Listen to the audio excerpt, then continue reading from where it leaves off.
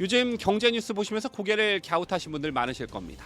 코스피가 오릅니다. 삼성전자가 오릅니다. 하이닉스가 오릅니다. 뉴스에선 한국 증시 훈풍이라고 합니다. 그런데 이상하지요. 환율은 왜 안 떨어지는 거지요? 달러당 1,400원, 1,450원, 1,480원, 이제는 1,500원을 훌쩍 돌파하더니 내려올 생각을 안 하고 있습니다. 자, 보통 상식적으로 주가가 오르면 외국인 투자자들이 한국에 돈을 넣으러 들어오고, 그러면 달러가 들어오면서 환율이 내려가야 정상입니다. 그런데 지금 한국은 주가도 오르고 환율도 오릅니다. 둘 다 오릅니다. 이게 도대체 무슨 상황이냐? 최근 유튜브 채널 박종훈의 지식 한방에서 바로 이 주제를 정면으로 다뤘습니다. KBS 기자 출신이지요. 자, 그런데 이 영상이 하루도 안 돼서 조회수가 65만 회를 넘었습니다. 그만큼 많은 분들이 이 이상한 현상에 의문을 품고 계셨다는 뜻입니다. 자, 오늘 미네커가 그 내용을 바탕으로 영국계 글로벌 투자 은행 바클레이즈의 분석까지 더해서 여러분이 가장 알기 쉽게 이해할 수 있도록 설명해 드리겠습니다. 그리고 여기서 끝내지 않겠습니다. 이 현상의 배후에 누가 있는지, 그리고 지금 내 노후 자금인 국민연금이 어떻게 동원되고 있는지, 그 충격적인 실체까지 낱낱이 파헤쳐 드리겠습니다. 미리 말씀드립니다.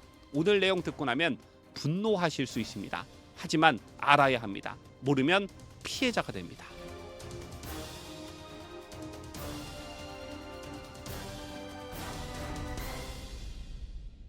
시청자 여러분 안녕하십니까? 뉴스데일리 베스트 미랭커입니다. 자, 먼저 기본 상식부터 확인하겠습니다. 경제가 잘 돌아가고 주가가 오르면 외국 투자자들이 한국에 투자하러 옵니다. 외국 돈, 즉 달러가 한국으로 들어오게 되면 달러 공급이 늘어나면서 환율이 내려가는 게 정상입니다. 반대로 환율이 오른다는 건 달러가 빠져나간다는 뜻이겠지요. 외국인들이 한국을 떠나고 있다는 뜻입니다. 그런데 지금 한국은 이 두 가지가 동시에 벌어지고 있습니다. 코스피는 오르는데 환율도 오릅니다. 수출도 받는데요. 자, 올해 4월 경상수지, 그러니까 우리나라가 해외에서 벌어들인 돈이 282억 달러로 역대 최대 흑자를 기록했습니다. 원화가 강해져야 할 이유라는 거지요. 또요, 유가도 한번 봤는데요. 배럴당 70달러대로 내려갔습니다. 한국은 석유를 전량 수입하는 나라니까 유가가 내려가면 달러 지출이 줄고 원화가 강해져야 합니다. 또 글로벌 달러 흐름도 봤습니다. 미국 달러 인덱스가 예전 110에서 99대로 내려왔습니다. 달러 자체가 약해지는 상황입니다. 그러면 상대적으로 원화가 강해져야 하는데 원화는 영국 파운드와 태국 바트와 비교해도 유독 더 많이 떨어졌습니다. 세계 최고 수준으로 원화가 떡상하고 있다는 거죠. 그리고 환율에 영향을 미치는 한미 금리 차이도 봤습니다. 한국 10년물 국채 금리가 4%대까지 오르면서 미국과의 금리 차이가 크게 줄었습니다. 이 역시 원화에 유리한 조건입니다.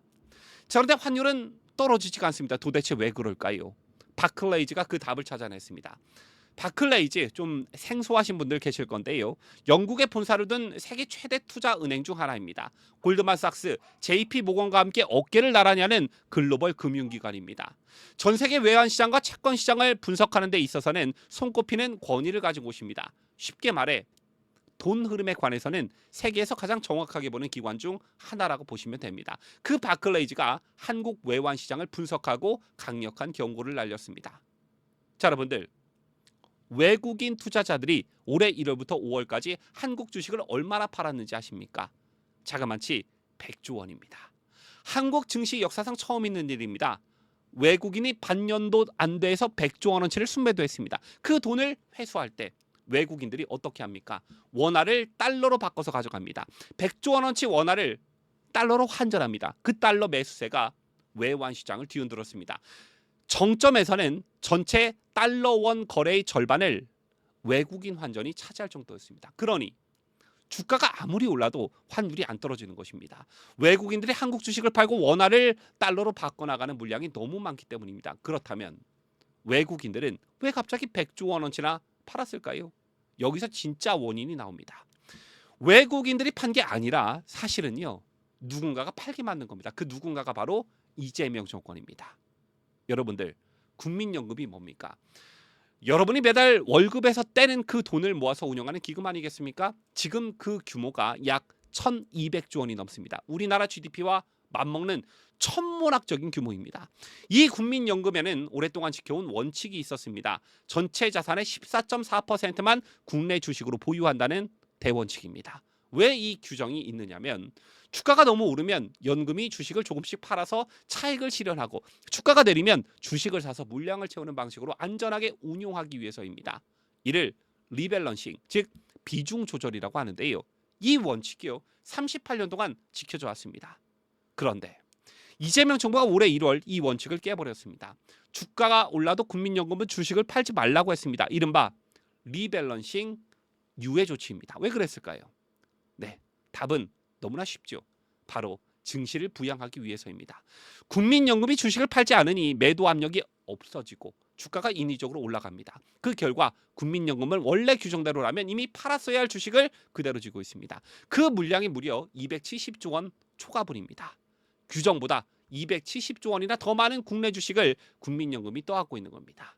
이게 왜 문제냐 하면 국민연금이 안 파는 물량만큼 주가가 비정상적으로 높게 형성됩니다. 그러면 외국인 투자자들 입장에서 무슨 일이 벌어지게 되느냐? 외국인 투자자들도 자기들만의 규정이 있겠지요. 포트폴리오에서 한국 주식이 차지하는 비중이 일정 수준을 넘으면 팔아야 합니다. 국민연금이 주식을 안 팔고 버티면서 한국 주가가 인위적으로 올라가겠죠. 그러면 외국인 포트폴리오에서 한국 주식 비중이 자동으로 높아지게 됩니다. 자기들 규정을 지키려면 팔 수밖에 없습니다. 외국인들은 원해서 판 게 아닙니다. 국민연금이 원칙을 어긴 탓에 구조적으로 팔 수밖에 없는 상황이 만들어진 것입니다. 그렇게 외국인들이 1월부터 5월까지 역사상 처음으로 100조 원을 팔아치웠고 그 돈을 달러로 환전하면서 원화 가치가 폭락한 것입니다. 주가는 올랐는데 환율도 올랐던 이상한 이 현상의 정체가 바로 이것입니다. 국민연금을 동원한 인위적인 증시 부양이 오히려 외국인 이탈을 불러왔고 그게 원화 가치를 갉아먹은 거죠. 자, 그런데요. 여기서 끝이 나면 그나마 낫겠지요. 이재명 정권은 한술 더 떴습니다. 5월 말 국민연금의 국내 주식 보유 목표 비중을 기존 14.4%에서 20.8%로 확 올려버렸습니다. 아마 뉴스 보신 분들 많으실 텐데요. 무슨 말이냐 하면 기존에는 14.4%까지만 국내 주식을 살 수 있었는데 이제는 20.8%까지 살 수 있게 아예 규정을 바꿔버린 겁니다. 이게 단순한 숫자 조정이 아닙니다. 국민의 노후 자금이 더 많이, 더 오래 국내 주식에 묶이게 된다는 뜻입니다. 더 나아가 단일 종목 레버리지라는 수단까지도 도입이 됐지요. 레버리지라는 게 뭐냐 하면 10조 원을 넣으면 20조 원어치 효과가 나는 일종의 B2, 차입 투자입니다. 국민 노후 자금으로 B2를 하겠다는 겁니다. 주가를 올리기 위해 수단과 방법을 가리지 않겠다는 거죠. 그 수단이 바로 여러분의 노후 자금입니다. 자, 지금 상황에서 가장 중요한 변수가 하나 있습니다. 바로 7월인데요. 이제 얼마 남지 않았죠. 정부가 1월에 단행한 리밸런싱 유예, 즉 국민연금이 주식을 팔지 않는 조치는 6월 말까지만 유효합니다. 7월부터 어떻게 할 것이냐, 이게 지금 외환시장이 가장 주목하는 문제인데요. 바클레이즈는 두 가지 시나리오를 제시합니다. 첫 번째, 7월부터 리밸런싱을 재개하는 경우입니다. 국민연금이 원래 원칙대로 초과 보유한 주식을 조금씩 팔기 시작하면 시장이 서서히 정상화될 수 있습니다. 외국인들도 더 이상 억지로 팔 이유가 없어집니다. 환율도 안정을 찾게 되겠지요. 자, 그리고 두 번째, 7월 이후에도 유예를 지속하는 경우인데요. 이 경우가 문제입니다. 국민연금이 계속 버티면 한국 주가는 계속 비정상적으로 높게 유지됩니다. 그러면 외국인들이 계속 팔아야 합니다. 계속 원화를 달러로 환전해서 나가야 합니다. 환율은 계속 오릅니다. 바클레이즈는 이 시나리오에서 원화 환율이 훨씬 더 큰 충격을 받을 수 있다고 경고합니다. 7월은 이제 코앞입니다. 이재명 정권이 어떤 선택을 하느냐가 환율의 향방을 결정하게 될 것입니다. 자, 그런데요. 이것만으로도 충분히 심각한데 아직 한 가지가 더 남았습니다. 이 역시 매우 중요한 부분인데요. 환율이 오르는 걸 막기 위해 이재명 정부는 국민연금을 이번엔 외환시장에도 동원하고 있습니다. 환해지라는 방식인데요. 환해지가 뭐냐? 쉽게 말씀드리면 국민연금이 가진 달러 자산을 시장에 내다 팔아서 달러 공급을 늘리고 환율을 일시적으로 끌어내리는 것입니다. 국민연금 규모가 1,200조 원이니 마음만 먹으면 달러를 대량으로 공급해서 환율을 일시적으로 낮출 수 있습니다. 그런데 이게 공짜가 아닙니다. 환해지를 실행할 때마다 비용이 발생하겠죠. 이 비용은 전액 현금으로 나갑니다. 투자 수익을 만들어내는 게 아니라 그냥 쓰고 없어지는 돈입니다. 허공에 날아가는 거죠. 환해지 비중이 커질수록 이 비용도 눈덩이처럼 불어납니다. 그리고 더 큰 문제가 있습니다.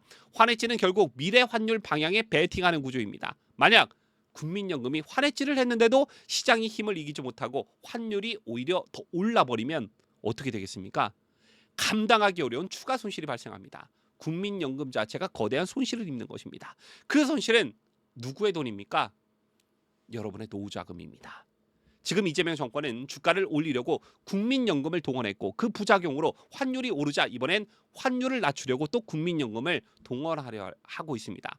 국민연금 하나로 주가도 잡고 환율도 잡겠다는 거지요. 그 과정에서 비용은 계속 나가고 리스크는 계속 쌓이고 있습니다. 모두 여러분의 노후자금으로 충당되는 겁니다.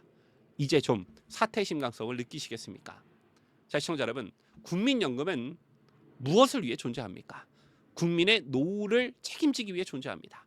수십 년간 수많은 경제학자들이 연구한 결과를 바탕으로 엄격한 운용 원칙을 세웠습니다. 특정 비중을 초과하면 팔고 모자라면 사는 이 단순하지만 강력한 규율이 국민연금을 지켜온 것입니다. 38년 동안 지켜온 이 원칙을 이재명 정부는 출범 직후 주가 하나 올리겠다고 하루아침에 깨버렸습니다. 그리고 목표 비중을 20.8%로 올려 더 많은 국민 노후자금이 주식에 묶이게 했습니다. 레버리지까지 허용해서 사실상 국민 노후자금으로 비투를 허용했습니다. 환해지까지 동원해서 노후자금을 환율 방어에도 갖다 쓰고 있습니다. 주가 올리기 위한 원툴, 환율 낮추기 위한 원툴이 모두 국민연금 하나입니다. 경제정책이 이래도 됩니까? 외국인들이 이미 눈치를 챈 겁니다. 한국 증시가 인위적으로 부양된 거품 위에 있다는 걸 알기 때문에 100조 원 팔고 나간 겁니다. 정상적인 시장이었다면 이렇게 대규모로 이탈하지 않았을 겁니다. 외국인이 떠나는 건 단순히 차익 실현이 아닙니다. 이재명 정권의 경제정책에 대한 불신의 표현입니다. 정리합니다. 코스피가 오르는데 환율이 떨어지지 않는 이유는 이재명 정부가 국민연금 리밸런싱을 유예해서 주가를 인위적으로 올렸고 그 결과 외국인들이 100조 원을 팔고 달러로 환전하면서 원화가 폭락했기 때문입니다. 여기에 더해 국민연금 목표 비중 상향, 레버리지 도입, 환해지 동원까지 이어지면서 국민 노후자금이 정권의 경제 부양 도구로 전락했습니다. 7월이 분수령입니다. 리밸런싱을 재개하느냐, 유예를 연장하느냐, 이 선택에 따라 환율 향방이 달라질 것입니다. 그리고 그 결과는 여러분의 지갑에, 여러분의 노후에 직접 영향을 미칩니다. 이재명 정부는 지금 무엇을 위해서 국민연금을 동원하고 있습니까? 국민의 노후를 위해서입니까? 아니면 정권의 지지율을 위해서입니까? 이 영상을 끝까지 시청하신 여러분은 그 답을 이미 알고 계십니다.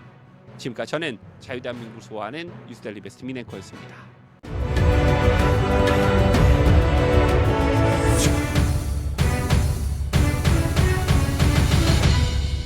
함께해요. 뉴스데일리 베스트.